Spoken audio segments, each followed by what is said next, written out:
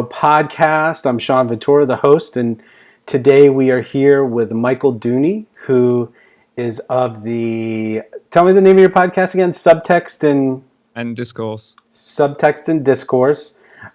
He's a gallery owner in Berlin, and he has a podcast. We're going to talk about both things. We're going to talk about art, some of his guests. But first, we're going to get to a couple of things. I'm going to show this ad for Restream, which, hold on. Restream is a service that sends your live video to several places like YouTube, Twitch, and Twitter, which I mentioned before. It also has a live studio that you can use. It's a very, very cool product, and I'm using it right now. I just started using it on Wednesday, and they are nice enough to give it to me for free. It's $15 to $50 depending on the plan that you get, and it's very cool because you don't have to repost stuff. It all goes live at once. LinkedIn takes a little while. I'm waiting to hear back from them. We're going to go to LinkedIn soon. And then you can go to a bunch of Facebook groups also. The other thing that I have here, and you can see their logo right here, Restream, and then on the other side, on Michael's side, you can see the logo for ECAMM, and ECAMM is the software that I'm using and to go live. And inside the Facebook post and the YouTube post, you will see a referral link for Restream and an affiliate link for ECAMM, which if you buy the software, get a subscription, I get a portion of that. So go ahead and support us there. Hey, Michael, thanks for doing this, man. This is so cool. No, thanks for having me. So Michael and I'm going to be honest and tell the audience that we're a little bit late because Michael and he couldn't hear me. He's in Berlin, I'm in Atlanta, so I don't know if it was the distance or our internets or what it was, but we couldn't get up. He couldn't hear me, and we had to reboot and do some stuff, but we're here now. So how's it going today, Michael? Good. I mean, for you, it's 2 o'clock in the afternoon, isn't it? Mm-hmm. 2:22, yeah. 2:22. Well, we're 8:23 here, so we're already in the evening. So we've already had a full day, but yeah, going well. Everything's going well. And are you in Berlin or are you in a suburb?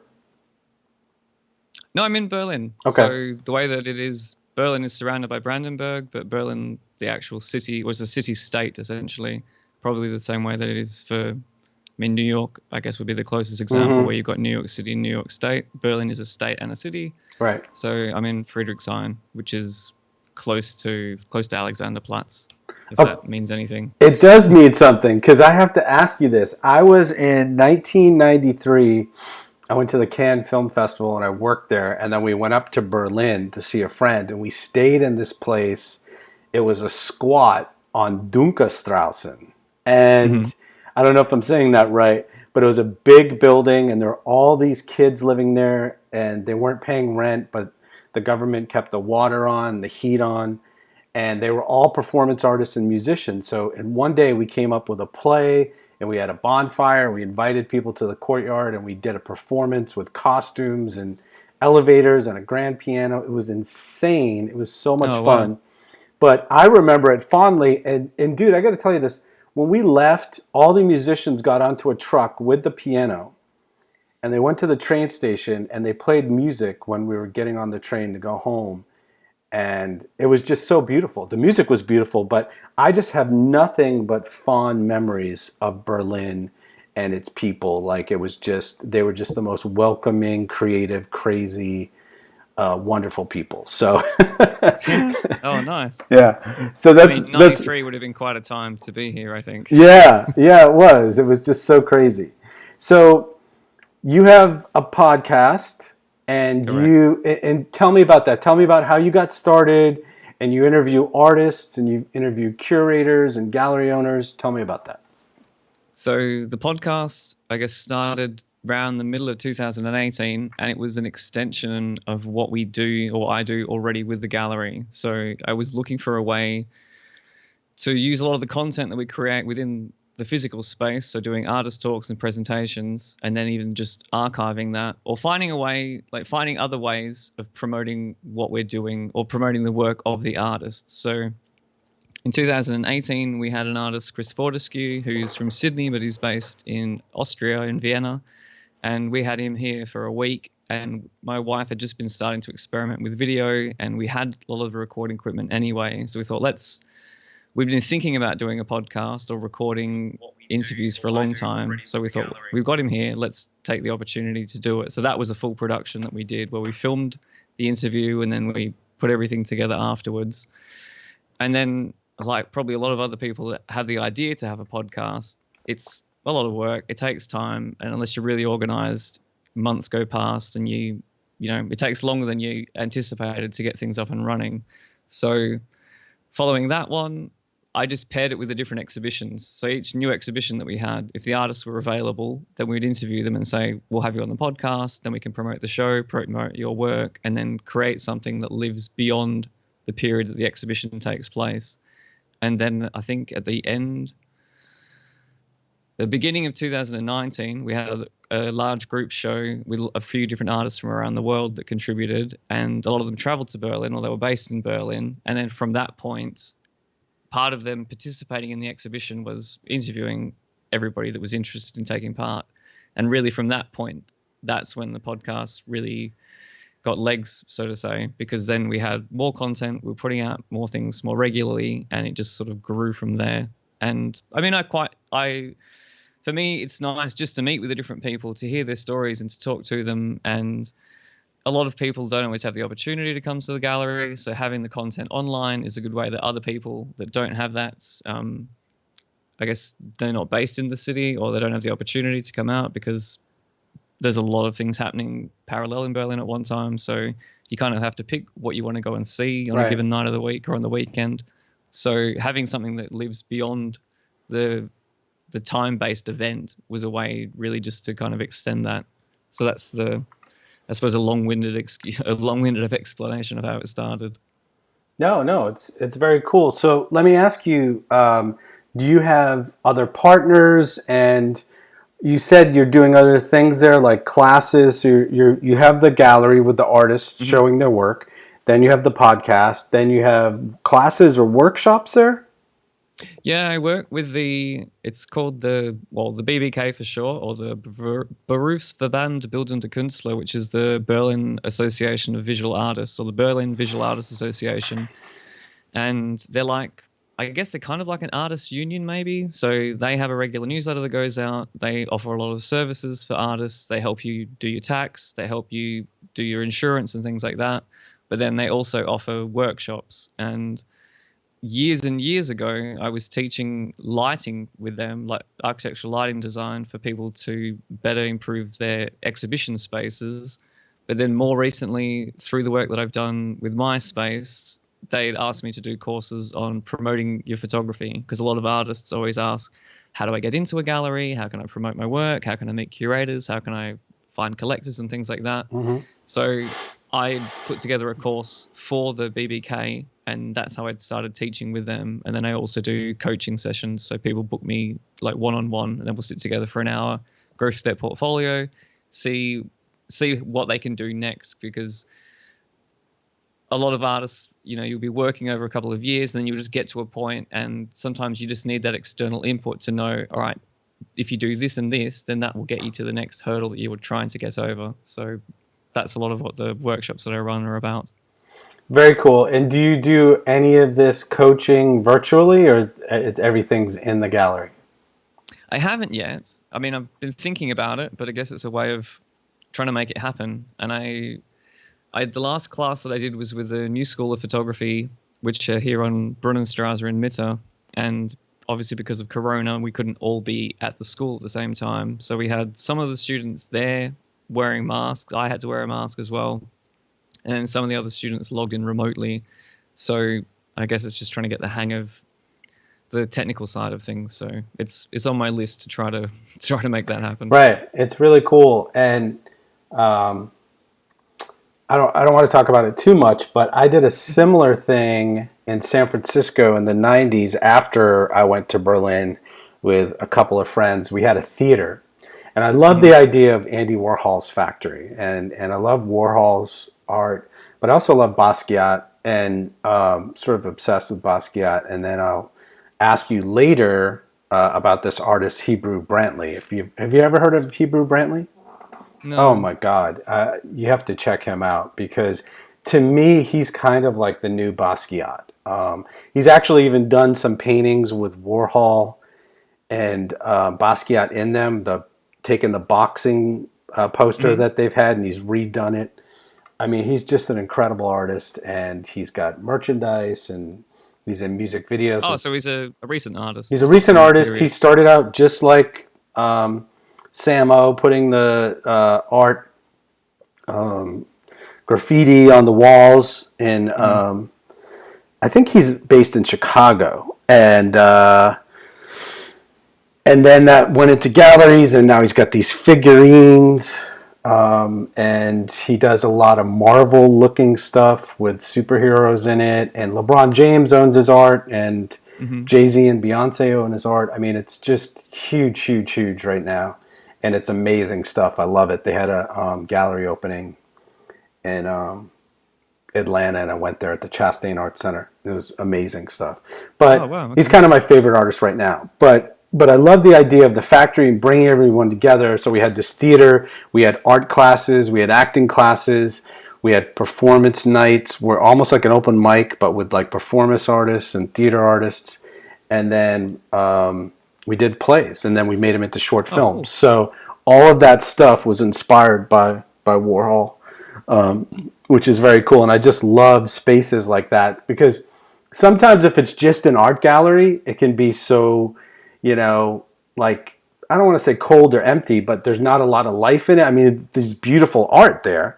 Mhm. But then when you have events and people coming and classes, and it's almost like a community center, you Yeah, know? absolutely. And I think that's really how the art world has been hit hard during the COVID times because having the events, having artist talks, having people over for dinner, hosting any kind of gathering, that's really the heart and soul of the industry. Right. And then you take that away and people say, well, you can just buy art online. It's not really the same. It's No. you're reducing it to its smallest part. And that's, if you just want to purchase a piece of art, I guess that's fine. But you also want to engage with the artist, you want to find out the other people that are there, and you want to see things physically. And I think definitely in the last couple of months, a lot of us are really craving being outside again, being in a space, being around people physically. But because of the current circumstances, that's obviously not possible. And Right. trying to find digital solutions to that. Some things I wonder whether or not they are possible to replicate online. Like we can to some extent, but even our conversation now, this would be different if we were sat together in a room. It's good that we have the cameras and we can do this, even if we have a few technical hiccups at the beginning. Right. But but this is, I suppose, the next best thing, really. Well, that's why I love this. I love this thing that I'm doing now with the live and the video because I'm a video editor by trade. I was also an Mhm. actor and an artist, but being able to see people's faces and see the reactions, the podcast is very intimate. It's a conversation, and you feel like you're in the other person's head, and you're just focusing on them for an hour. You can almost close your eyes and talk to them, but Mhm. I love this so much more, and I just kind of fumbled into it, discovered it. But it is very cool if you're working out, or I used to have a long commute in Atlanta. I don't anymore, but for 14 years I was driving and listening to podcasts and Mhm. walking your dog. I mean, podcasts are a very cool thing. And I actually think I'm going to try and switch my career from video editing to podcasts. I'm going to try and be a podcast editor or host or Oh, producer or really? something. Yeah, because I just Yeah. enjoy it so much because I enjoy the interaction. You know what I mean? I like Yeah. every interview, I'm meeting a new person, hearing about their life and hearing about what they're contributing to the world. Like last Friday was this actress who did a movie with Burt Reynolds, and she sort of gets cast in all these horror movies, and it's just fascinating, and she was so fun and interesting and alive. It was a Yeah. great, great fun interview. Oh, cool. So let me just we'll get to your guests in a second, but here's the picture of your Sure. podcast, and I'll stop cutting off our faces here. I'll put a little bit smaller. I can't see anything, but that's fine. Yeah. Right. It is totally fine, but what I should have told you when we were dealing with the technical difficulties is that you can go to Facebook Live right now, keep your, either on your phone or on your computer, look up Lights Camera Pro, keep your volume down because you'll get an echo, but you can see everything that I'm seeing because I'm going to put up pictures. There is a little bit of delay. There's like I think there's about a 10 or 15 second delay, but I'll just tell you what I'm going to put up too because I have the names written down. That might be easier. Yeah. So just tell me, we've got some podcasters out there listening. We've got some people who are starting a podcast or just started a podcast. Like, are you recording in your house on a Zoom or in the gallery on a Zoom, on a computer, a laptop? What is your hosting service? What is your equipment? Just tell us those basic things. Oh, okay.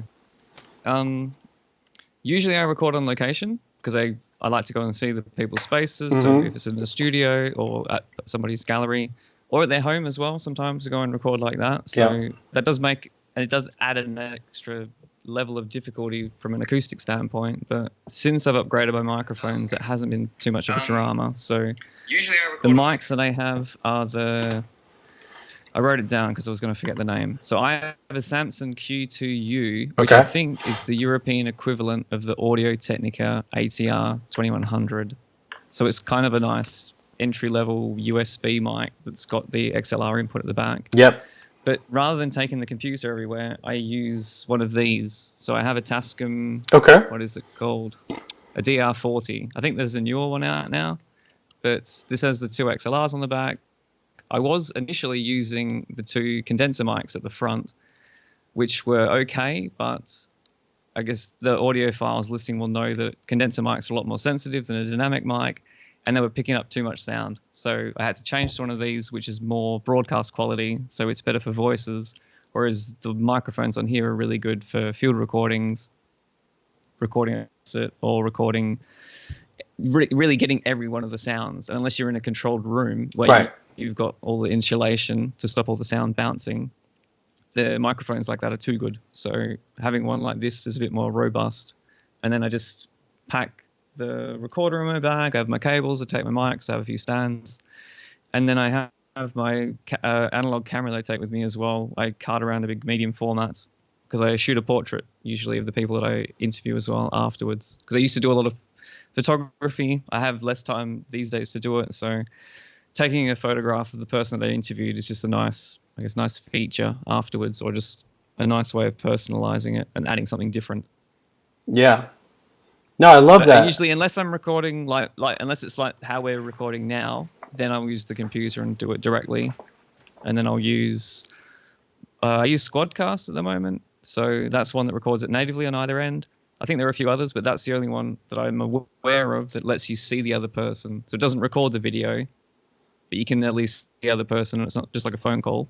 Right. And the sound quality is better than other programs, and I think that's about it, really. It's quite a simple setup, but it works for what it needs to do. Right. No, it's very cool, and I love that you go on location. I haven't done any location stuff yet, but I want to eventually. And I also, there's a podcast studio. I want to see what it's like to go into a podcast studio and record. But I love this because I'm talking to people in the UK and Germany and Mexico and Canada and all over the United States. And we're just like, blink, see you Monday at 2, see you Monday at 6. Yeah. And you're in your home and you're telling your story, and it's incredible. It's really incredible that I don't have to fly all over the place, or they don't have to, even if we're in Atlanta and we both have to go to a place. I mean, you got to get there an hour early and set up and mic up, and this is so immediate and so cool. But I would, of course, if our podcasts were big enough and we could just sit there all day and do a couple interviews like Howard Stern or Joe Rogan, absolutely. But we're not there yet. So this is kind of fun. So let's. Well, it's been good for me. It's been nice actually doing the remote ones, and I hadn't really done any remote ones until this year. Actually, I did one with with Maria, and I've forgotten how to pronounce her last name now. So if she's listening, she'll probably be a bit frustrated. But we were planning to record an interview when we were in Barcelona. We didn't get a chance, and then so we thought, let's just do it over Skype. So in January, when I was back, we recorded it, I think on the 2nd or 3rd of January. But then obviously with Corona, and we can't go anywhere, then I thought, well, I may as well just interview people wherever they are. So I have recorded people in the US. I've recorded some people in Australia. And I was intending, with a lot of the different art events, because we often have to gather in different locations, know that when we all have to fly to London, if we all have to go to Arles, or we all have to go to some other location for a fair or a festival, schedule a few interviews for that time, record them all on location. But everything's been cancelled, so now it doesn't really make sense to, well, it's just a matter of whether or not to wait until I am going to go to the locations, or just say, let's just record it online, because we don't know when we're going to see each other in person again. Yeah. And that was the case with one of the ones in the US with Peggy Sue Emerson when I spoke with her a few weeks ago. She's still in San Diego now. She's meant to be back in Berlin in February, but she was there for Photo Houston. So she was there for the photography fair, and then kind of had to decide in that moment, do I go back to Berlin now, or do I stay with my family and friends in San Diego and then wait and see what happens? So for the moment, she's still in the States. Right. And I did 35 audio podcasts initially on Clean Feed. I was using Clean Feed, and I couldn't I was see. Thinking about that one. Yeah, I couldn't see anybody, but the quality is better than Skype and better than Zoom. I've even heard there's a couple of them. I don't know if it's Zencaster. Yeah, Zencaster's one. Yeah. A lot of the audio isn't great, but I guess people are knowing that a lot of this is remote and the quality isn't going to be as good right now. But I want to do stuff of the highest quality.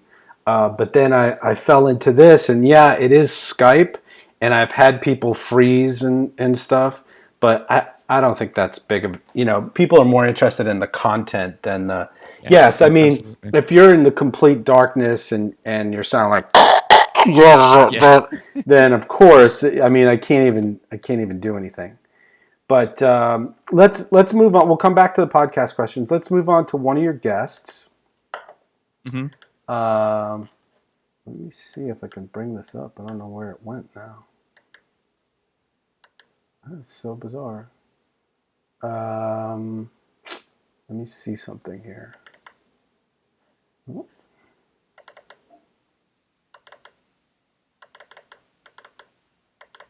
Oh, here it is. Okay, let me just add you to this. You know how do you use ECAMM at all? You don't use ECAMM, do you?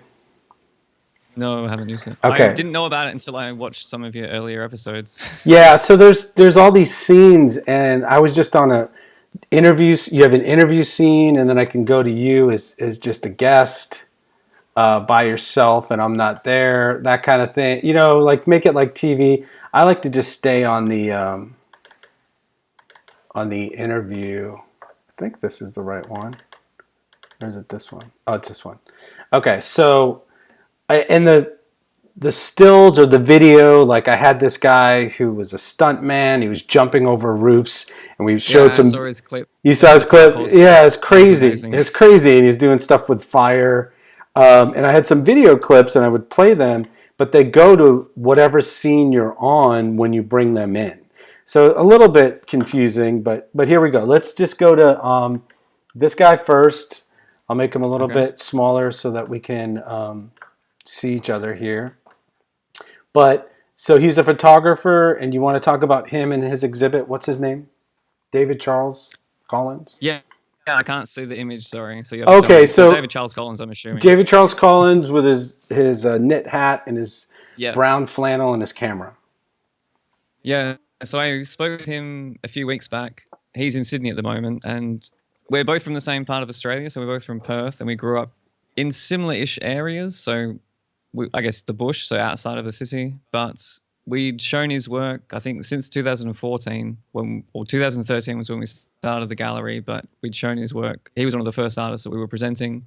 And at the time, he was mostly working with photography and doing a lot of very elaborate staged sort of scenery within his photography. So if you can imagine a lot of the pre-Raphaelite paintings and a lot of really classical works, his photos were very reminiscent of that. And I think a few years later, he relocated to Sydney. He started doing his master's, and his supervisor actually specialized in video art. And so he got more involved with video, which was kind of funny because as I was learning more about different artists, a lot of the artists worked with video as well. So I was kind of learning about video art around the same time. And he sort of shifted from doing these very evocative scenes where he's sort of projecting different meanings onto them to very stripped back and quite minimal, but very emotive and personal videos, which he's now in front of the camera a lot of the time rather than behind the camera directing. So he's had to contend with that rather than being the one that's in charge and showing everybody. He's in charge, but then he's got to tell his director or a camera person to say, look, just film me do this. And he's incorporated animals with a lot of his work because he grew up on a farm. So he grew up riding horses. So he's incorporated the horses in a lot of his work. And I think even we spoke a little bit about it in the podcast, how the Me Too movement affected a lot of the way that it was that photographers were working with models and the way that people were depicted, how their images were used, and whether or not there were different situations where people thought, oh, is this person being taken advantage of? And we spoke a lot about that. And that was a lot that he also had to, a lot of the things that he had to contend with and like look at it and think, even, is this okay what I'm doing? Even though it was all consensual, everybody had agreed to it, everything was fine, and it was quite innocent. And he said even now looking back at it, he couldn't imagine doing the same thing now that he's older. But I guess at the time, it was quite playful and experiential. But he also discovered through being in front of the camera that he also has to address a lot of those things, which before he probably didn't have to. And even thinking in terms of he's in front of the camera, but he's also a man. So I've got how am I depicting not just an individual, but how am I depicting a male, and how am I depicting masculinity, and how am I depicting like a lot of these different images and what it means for identity and for the way that certain things are conveyed. So it was really good talking to him, actually. And I think it was nice because we'd not spoken for quite a while. So we recorded the interview, but we spoke for a good half an hour beforehand. And even afterwards, we were talking more because it had been so long since we'd last seen one another. But then just to learn more about what he'd been doing. Yeah, that was really nice. And his name is David Charles Collins. People can just search him, or does he have a website? Show notes. In your show notes, okay. Which is, but www.davidcharlescollins.com is his website. But in the episode show notes, I have all the links, and I think his transcript should be up because I've started transcribing each of the podcasts as well, so people can go through the dialogue, and then if there are references to a video or an artwork or somebody that he's worked with, then you can just click on that person and go directly to the link. Right. So I've linked to some of the videos that he's created, and then also his website, his social media and things like that, so that people can then follow the person that was the guest on the show. Very cool. And what is your transcription service? I'm using Otter. Otter. Not Otto. How do you spell that? Like the animal. Like otter. Otter, yeah. Otter. Okay. All right. Correct, yeah. All right, so let's... It's good, actually, because it's not I was trying to find one that would do it... Well, it's an AI software. So the program itself scans the audio, and then it picks out the words. And unless you're mumbling or you're using maybe less common language, then sometimes it'll struggle, but it does 90% of the transcribing for you. Then you just have to read it, play it back, and then make the adjustments. Right. So yeah, when did I pay for a subscription? I think a few months ago, but it's definitely worth. I recommend it all the time to people. I think it's really great. I've read. I don't do it. I haven't done it yet, but I've read that it's very good to have the episodes transcribed, because it goes into a lot more. It's like search engine stuff or whatever, people can find it. So let's go on to Josephine I'm going to make her picture. Demeliac. Demaniac. I wasn't even going to attempt that. Josephine Demaniac. Yeah. Talk So about she's a her French in. artist. She's a what? She's a French artist. Okay. She's based in Berlin. Painter. And What does she do? well, she's a filmmaker actually. So Oh. that's one of the reasons I picked her out, because I thought you do a lot with film and video and performance, so you could be interested to hear what she's doing. Mm-hmm. So I'd met Josephine maybe 5 or 6 years ago. I can't remember. But she'd relocated to Berlin from Paris, so she was living there. When she finished her studies, she came to Berlin as part of a Erasmus, which I don't know. I mean, I know we don't have it in Australia, but in Europe, Erasmus is where you would have, I think, usually about a year. So when you're studying at whatever university you're at, you'll do sometimes an Erasmus year where you go to another institute in another country and continue studying. But then through the immersion of being in the other location, you can pick up a second language, you gain a lot of other experiences, and then return to your other university to finish your bachelor degree or your master's degree. And I was surprised actually the number of people that I've spoke with that have done it at a year of Erasmus. So it's quite I guess it's quite common, or they maybe encourage you to do it. But so she did her year of Erasmus in Berlin, and then afterwards came back here. She was doing a lot of music videos, so because she was also a composer, so she was doing a lot of music, and then started initially just making videos to accompany her own songs, and then she was doing video clips for other people. She did a short film called which was like a short film but like a long video clip, and that was what she did I think last year. That was shown at the Berlin Music Video Awards with people like Coldplay and other bands, so she was pretty pleased with that. And they also had a panel discussion, which was really great, because the idea of the video was to challenge a lot of the usual tropes in video clips, but then flip them on their head. So it's quite a challenging video to watch. It's very delicately done, but because of the content and the subject matter, it's really quite heavy. So the way that she's put it together is quite brilliant, I think. And then from that, she's, rather than making a short film, she just went straight into making a feature length. So she's just finished, well, she's finishing editing her feature length now. So she's doing the the subtitles, because it's in French, German, and English. So she's making sure she's got the subtitles on there so that everybody can watch it. And then she'll start shopping that around to the different film festivals within Europe. But she's got the trailer online now, and I think she's setting up the website for it soon. And that's called Le Soleil Brûle. I can't remember what it is in English. Okay. I don't know, it's big French. But so let me ask you, her name is Josephine Demariac. Josephine Demariac, right? Yeah, that's close. So when she's in your gallery, how are you showing her? Is it just on a television, on a computer monitor? Okay. How do you show that in the gallery? Well, I guess the disconnect with the gallery and the podcast is with the podcast I can go beyond what I would do within the gallery. So within so she's not in the gallery. Okay. No. Okay. So within the gallery we have our own program. We have the way that we curate our exhibitions.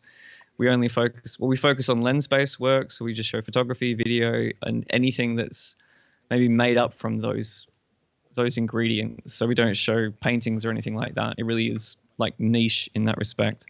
But with the podcast, I can then interview other gallerists or other curators, other collectors, other artists, and other people that have got an interesting story to tell, which maybe don't fit within the confines of the gallery. So I think another reason for me doing the podcast is it maybe frees me up a little bit more creatively, because then I can still keep it related to the art world and the market and what happens within the industry, but I don't necessarily have to stick within the framework of what we would show on the walls in the gallery space.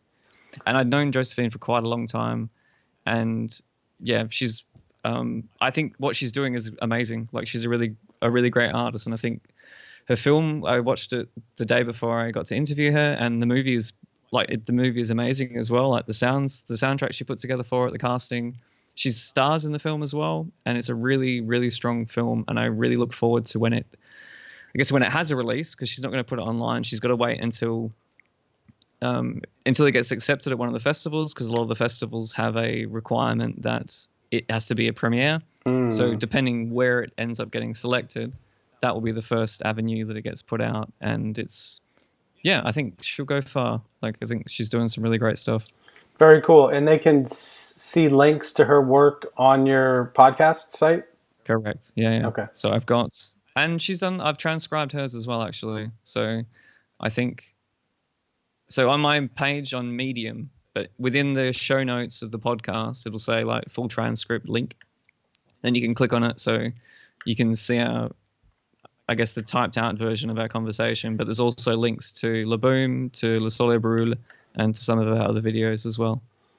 Okay, so that's awesome. This is a picture of your gallery. Mm-hmm. And what is happening there? I'm actually going to put two up right now so we can just do them both at once. But so what is happening at the gallery in these photos? These look like photographs. Yeah, so those two, they were kind of like a salon show, or what they call here a Petersburger Hangung, or where they have like a lot of different images on the walls. But it was almost like a showcase exhibition of some of the main artists that we work with. So we had work in there by Kate Robertson, Michael Corridor, Polixeni Papapetru, Chris Fortescue, Derek Kreckler, Claire Ray, and I think that was it. So that was during Gallery Weekend, which happens once a year in Berlin, and it's, I guess, one of the times when you get a lot of traffic to the galleries, because maybe 50 or 60 of the main galleries within Berlin invite all their collectors, they invite a lot of their clients and people to the city, and a lot of the restaurants and a lot of the other institutes get involved. And over those 3 days, which is usually the end of April and beginning of May, all of the galleries are open, and there's a lot of different events like that happening. And so that was the showcase that we'd put up for last year, because this year it was cancelled again because of COVID, unfortunately.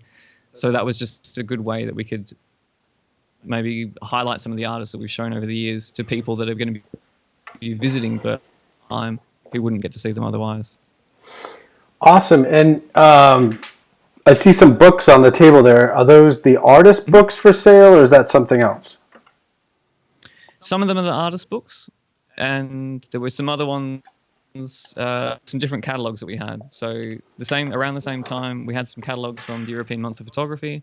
So they were still available, so we put those ones out. And then there were 3 different books it was a series called Hijacked. So I had Hijacked 1, 2, and 3. The first one was photographers from Australia and from the US, and like a comparison between the two. The second edition was Australia and Germany, and then the third one was Australia and the UK. And we had the books there for, I guess, because I'm from Australia, but then we also represent a lot of artists from Australia, and it was kind of a way of showcasing what different people have done from our part of the world, but then in the context of what's happening here. And that kind of also relates to how we curate a lot of our exhibitions, because rather than just having solo shows or just showing like one artist each month and having their work, we'll often build an exhibition around a specific topic or a theme, and then have maybe 1 or 2 emerging artists from Australia that I know that I'm working with, but then bring on board some European artists that I know either from Berlin or other parts of the continent.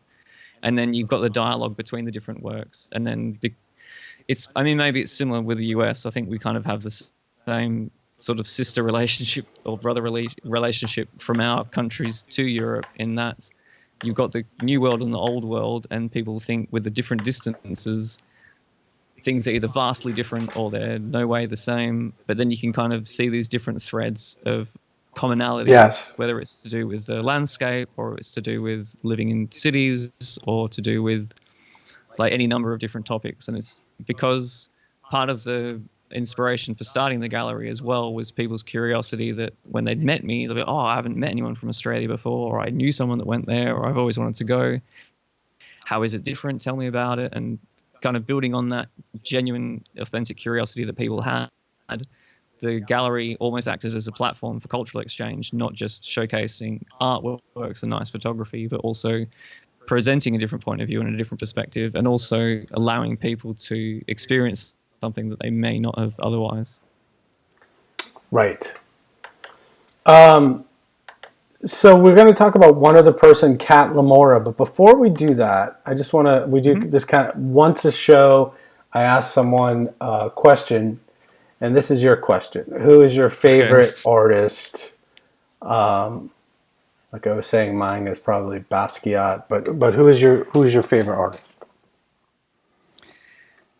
I mean, I don't know if I have a favorite, but one, let's if I phrase it this way, one artist that had quite an impact on me would be Robert Irwin.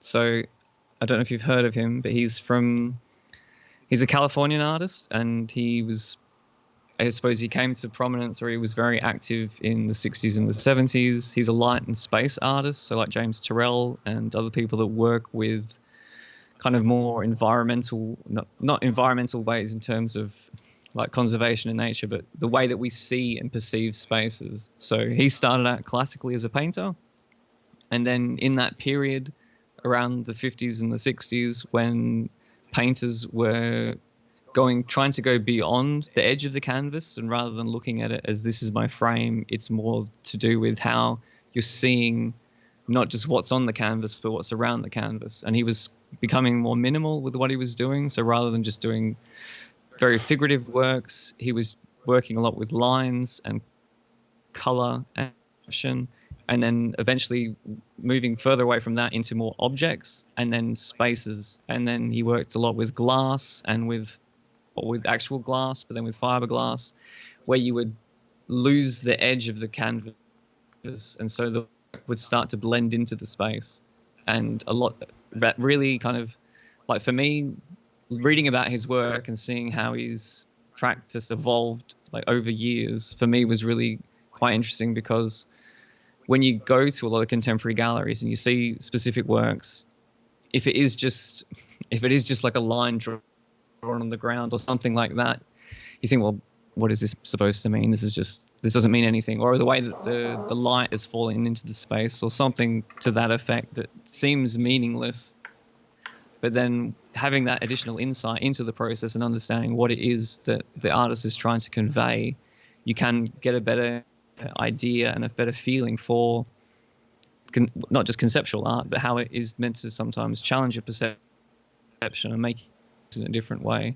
And he later went on to do garden design. So I think that he did, and it may have been one of, what was the museum that he did? He didn't do the museum. There was another architect that designed the museum, and he designed the garden. And then they were always kind of fighting over the different concept and how it was going to come It wasn't together. the Getty Museum, was it? It may be. Does that have quite a prominent fountain? Yes, it does. It has several fountains, and it was John Paul Getty, the richest man in the world, and it was his home, and it had several gardens and several buildings, and then he just gave it to the city of LA. And if you go there, there's Van Goghs and there's Renoirs and there's modern art, but there's also these incredible gardens and exotic plants, and there's an incredible view of the sunset. It's just it's a free. I think you have to pay for parking, but you take a tram up this hill and it's free and it's beautiful, and they have food there and drinks. But it may be that one then. Yeah, so I think it's they pretty were amazing. competing a lot with the design, and I think even people had joked that the way that the architect had designed the fountains was like a toilet flushing into the garden to kind of stick onto the artist. But just the way that he thought about his work and how he created it, for me, like that has quite a lasting impact. And I've read the Book of Conversations with him quite a few different times, and I pick up different stuff each time that I read it.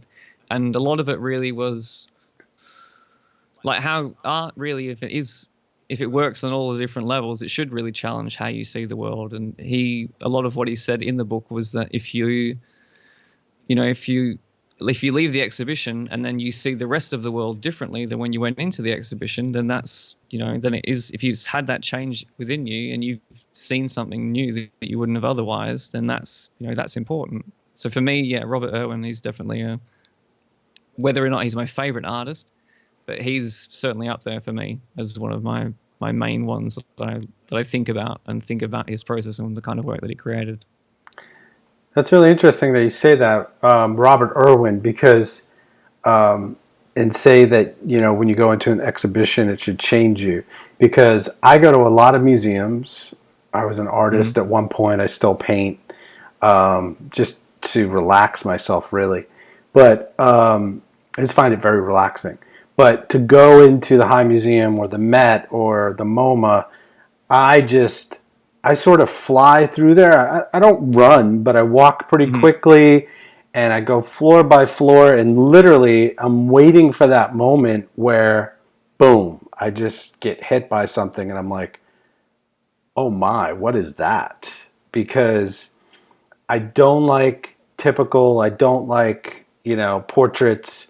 It's more modern for me, and it's almost like taking the medium or taking the traditional painting on a canvas on a wall and flipping it in some way. I love it when I forget his name, Jeff's Koons or something. You have this giant monkey made of gold, or I went to the High Museum once and they had a bunch of mattresses coming from the ceiling, all on top of each other, different old mattresses, and sometimes it's kind of like optical illusions, and you're looking through it, but you're kind of seeing the reflection of the person on the other side. Whatever it is, it's just. I've seen people do stuff with light. I've seen people do stuff. I am drawn to stuff that isn't typical, if you put it that way. I mean, the typical stuff can be beautiful also. I mean, my stuff is on a canvas, but I personally am drawn to the really different stuff. Yeah, well, something that you haven't seen before.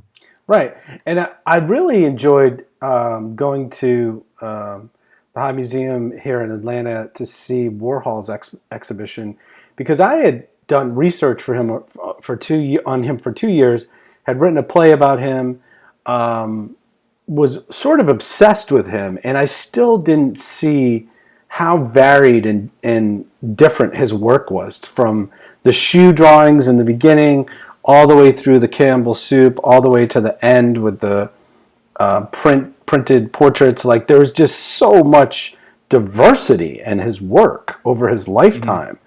And to see it all there together, you're like, oh my God, what is all this? Because people are like, oh, he's a hack, he's doing Campbell soup cans. Like, anybody could do that. But he was really an artist, and it was very cool to see all his art over his lifetime. I think I saw that retrospective when it was in the Brisbane Contemporary Art Museum. Really? Which would have been, like 15 years ago now. Like, it was a touring exhibition, I guess. Yeah, this was only 3 or 4 years ago in Atlanta, because I've seen some stuff in New York and it was smaller, but this was 250 pieces. It was massive. All right, so I do want to get your advice for younger and newer podcasters. Any advice that you have in a minute, but let's talk about Kat, and just tell us about her and her art in your interview. Her name's Kat Lamora, and then we'll go on to advice.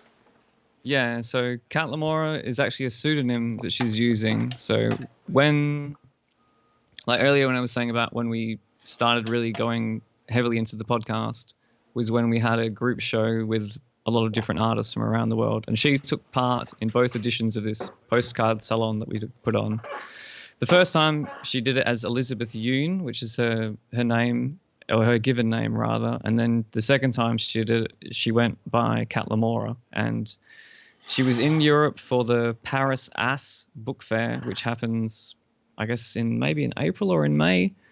So she was in Europe for that, which is an artist book fair that happens in France for different members of the LGBTQ community. So she was there with a gallery that she works with in Toronto, and I think a partnership with one of the ones that she was there with in Paris as well. So she works with paper. So she's a paper artist. And again, this was another reason, which was why it was nice to include her within the podcast, because we don't really show the kind of work that she makes. We haven't until now really shown within our space. So she's created these, well, they're almost, I guess a lot of them are site specific rather. So she creates these different environments out of paper, almost like through origami, but they tell a lot of different stories from Korean folklore and from different history. So the reason I wanted to highlight her as well when you asked me for the different artists to speak about, because she's Canadian Korean, so she's grown. I think she must have moved with a family to Canada when she was only really little. I can't remember now because it was a while since we spoke. But she grew up in Canada. She's, for all intensive purposes, she's Canadian. But she was talking a lot about how you really struggle with your cultural identity, because for me, for example, although I'm Australian, I'm Anglo-Saxon. I kind of blend in. Although I'm living here as a non-German, I don't stand out as a non-German. I can blend in quite easily. Whereas if your heritage is Korean or Vietnamese, it doesn't matter how German or how French or how Canadian you are, you look different.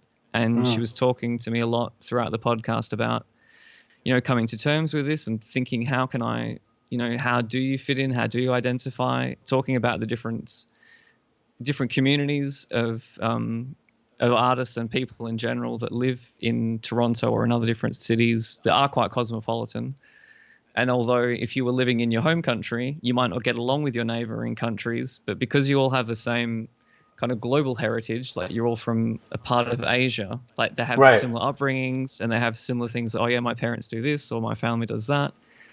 And also she was saying even as well when she came over to Europe that she'd experienced different kinds of racism, which she hadn't for a long time in Toronto. So that was really quite surprising to me, because again, although I have had experiences here, but it's easier for me to blend in and to not be picked out for certain things like that. Like when I go to Turkey, for example, it's pretty obvious that I'm not Turkish. Right. And so if I go anywhere, it's like, okay, there's the tourist. Go and sell things to that guy because I'm not going to blend in.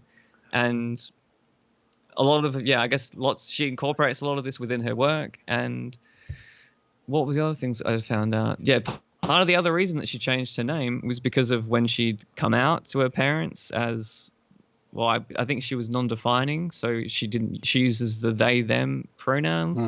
But then because of how in some of the Asian countries, because of the way that the family, or the way that the kind of societal patriarchy is, the father in the family can decide, you're no longer my daughter, and I can cross your name off, and now you're not in the family, which has happened to her. Okay. So now even if she goes back, they've taken her name out of the genealogical registry, and then so she said, well, until whatever happens, I'm going to change my name, because now I'm like, through the system and through the way that the culture is there, you can, like, the father in the family or whoever it is has the power to then say, no, you don't exist anymore.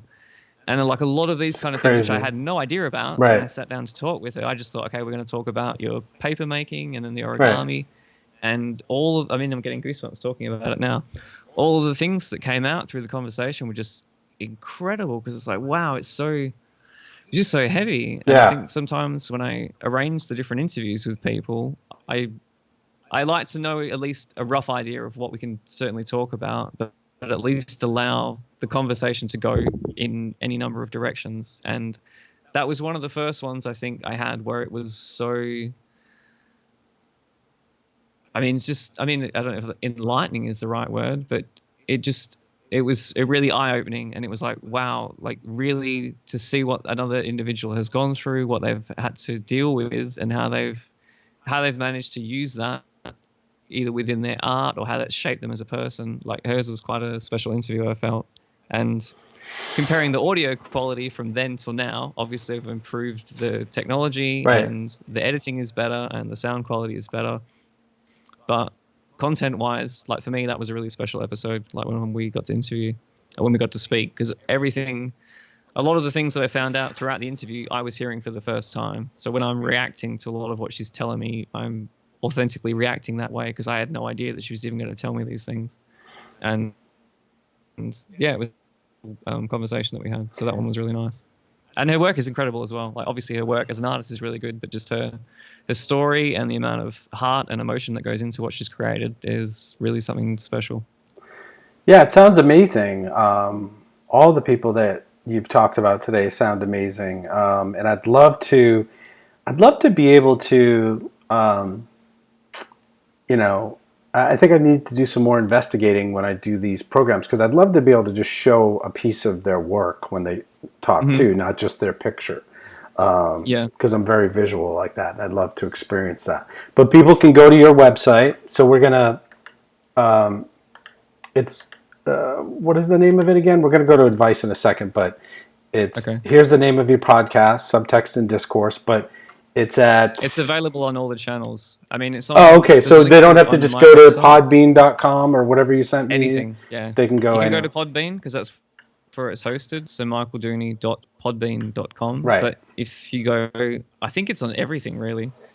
There's not been any that I've been able to not find the podcast, but at the very beginning I heavily added it to everything. Right. So it's in iTunes, it's in iHeartRadio, Spotify, it's on Stitcher, Castbox, Podcaster, like anywhere that they show them or anywhere they play them, you can find it there. But I've also put it on YouTube, so that's the place you can find it. So you have on YouTube just it's like the audio podcast on YouTube with a picture, because I've done that also. Yeah. Exactly. Yeah. Okay. So let's wrap it up, Mike, with advice for young podcasters, new podcasters, or people who just feel like they're struggling or whatever. What is your advice to people to sort of promote and grow your podcast? And like you said, I've done the same thing. I've gone from sort of the lesser equipment to better equipment to better audio editing. They call them DAWs or whatever. What have you done? Yeah. What have you done to improve and make your podcast better? And what advice do you have for younger and newer people? Let me think. Actually, what's the best advice I could give? I guess plan what you're going to do each time. So don't just kind of go into it blind, and pick a topic that you want to talk about or something that's interesting to you. And if you are going to interview people, do you like talking to people, and do you like having conversations with people? Because if you don't, it's going to be really hard for you. And if you want to have it with a host, like get somebody that you get along with really well so that you can work together regularly, because if you are going to dedicate the time and money to it, you're going to be spending a lot of time with this person. So make sure you already have a good rapport when you're starting. But even if you're just doing a solo podcast, make sure that you have content, and you know that at least I'm going to be able to make this last longer than 5 or 10 episodes. Can I go for 100, 200, or in an infinite number of episodes? Or even if you did just want to do a series and just say, look, I'm going to lock it at 10. I'll do the series, and then if I do another series after that, because there's lots of different kinds of podcasts. Right. I think even for me, I've also learned that they're not just an extension of what you would typically hear on the radio. You can have also documentary style podcasts, or you can do audio books, or like a story or a narrative style of podcast, and that's something different again. Like, look at what it is that you want to do, but also think about the reasons that you want to have a podcast to start with. Like, what is it that you want to get out of it ultimately? Because if you want to, I suppose you want to enjoy it really. Like it's a lot of work, and you've got to make time, not just for recording the interview, because what we're doing now is the fun part. You've got to edit it afterwards, and then you've got to promote it, and then you've got to put it out there. And there's a lot of other things that go around it. It's not just getting to speak with interesting people. Like, you've got there's a lot more components to be involved really. So it's, I guess, just thinking about what it is that you want to do, and are you going to enjoy continuing to do it? And as far as improving goes, just look back over what you did last time. And I know for me, every time I listen to the podcast and edit it, I'll either notice words that I'm using too much and think, okay, next time don't say, you know what I mean, or don't say like this, or even think about when I'm asking questions. Sometimes I'll find that I ask a question and then I'll ask another 3 questions after that, rather than just asking one question and then shutting up so the person can respond. I'll keep talking and then they'll tell me afterwards, oh, that was like 4 or 5 questions. Right. So it's even reflecting on how you're performing and how you're doing your own work. And that's the same with your art. Like when you've shot a photo series or you're doing your paintings and you're looking at it, you're thinking, how can I do this better? How can I improve this? Is this as good as I can make something? What can I do differently next time? And how can I build on this? And how can I improve it? And really, every time I edit and finish a podcast, I might improve each one like 2 or 3% each time. There might be one little thing that I do differently, but it just means that every new little bit better than the previous episode. So that's also maybe something to think about. You don't need to go out and a ton of new equipment to make the sound better. Maybe you just need to put some carpets around the room, or you just need to move it into a different space, or try out a different program, or record with headphones so you don't get the feedback from the computer. Like just little different things to try each time, improve things. So. And have you thought about? That helps. Yeah, no, it totally helps. It's. I mean, people have similar insights, but they also have different insights. So it's always good to hear. From these Facebook groups with the podcasts, I mean, people are constantly asking questions like, "I'm really shy. Can I do a podcast?" Or, "I mumble a lot. Can I do a podcast?" It's like, just do it and see. It's like anything else, but it's really difficult, I think, if you're doing it by yourself, to do everything well, to edit well, to interview well. Absolutely. To get the technical stuff down, to get the promotion down, so I suggest that you ask for help. My girlfriend does marketing. What should I do? I mean, she showed me how to tag stuff in Facebook and tag people's names on Instagram so it goes back to their page, and just little things like that where you can ask I'm learning every single interview what to do. I mean, part of me interviewing you and other people is to learn. So, I think that's all good advice. But have you considered doing a video podcast at all, or? No, not at the moment. I quite like just doing it audio, but I guess because the audio already takes long enough to edit, and I think adding video, it's like an extra layer of work, which I'm not really ready for. Well, it's really when I can afford to outsource things, maybe I'll start with video. But for the moment, I'm okay just with the audio. Right. Well, it's really interesting because I don't re-edit the video. The video's done because it was live, and now it stays there as a replay. Like I told you last Friday, there was a weird echo, and I had to re-edit this interview with this actress. So I did have to bring it into Premiere and edit it. But I also have this thing called ECAMM call recorder, and what it's doing right now is it's because that was my biggest problem with the video cast. I couldn't get split tracks, but it's a $40 one-time fee, and it splits the track so I can edit it in Audition. And sometimes you need, there's some words out here I want to take out, or you want to move stuff, or so it just helps so much to have split tracks and not have it all mixed down to one thing. Oh, definitely. Yeah. So, so I just edit the audio podcast later. I don't mess with unless there's something wrong, like an echo, I don't mess with the video at all. But this has been awesome, Mike. We've gone over, I do usually about 45 minutes. We had a little technical difficulties in the beginning that we finally figured out. But this is great. Everybody go to his, I'm going to try to point at it here, right there. Go to his website and podcast on Apple. Tell them everywhere they can find Subtext and Discourse. We'll wrap it up. Oh, I mean, you can listen to it on Apple Podcasts, Spotify, Stitcher, Podbean. Well, Podbean is where it's hosted. Castbox, I think it's on TuneIn. Essentially every other platform that's available, you can find it. Awesome. All right, man. Well, it's 9:25 in Berlin? Yeah, I think you can see my light now. Yeah, it's starting to get dark in your room. It's like, we got to get off the air because it's getting dark. Yeah. All right, man. Thank you so much. I appreciate it. And hopefully keep in touch and text me anytime with any questions. And in about a month to 6 weeks, this will be up as an audio podcast on Apple and Google and all that stuff. Oh, cool. Look forward to it. Awesome, man. Thank you. Have a great night. All right, you too. Thanks for having me. Take care.